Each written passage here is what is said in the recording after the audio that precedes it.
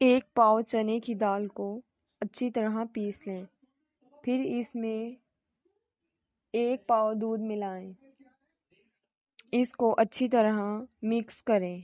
اس لیپ کو 15 سے 20 منٹ تک چہرے پر لگا رہنے دیں، پھر چہرے کو تازہ پانی سے دھو لیں۔ ہفتے میں 3 بار اس عمل کو دہرانے سے سانولی رنگت نکھر کر گوری ہو جاتی ہے۔ بادام، ہلدی اور چاول پیس کر اس میں تھوڑا سا دودھ شامل کر لیں، پھر اس امیزے کو چہرے پر لگائیں۔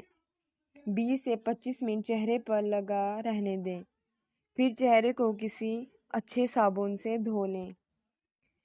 اس عمل سے بھی سانولی رنگت نکھر جاتی ہے۔ 1 کپ چنبیلی کی کلیاں، 1 کپ بیسن، 2 چمچ ہلدی، 1 چمچ دار چینی پیسی ہوئی، ان سب چیزوں کو ملائیں اور مکسچر بنا لیں۔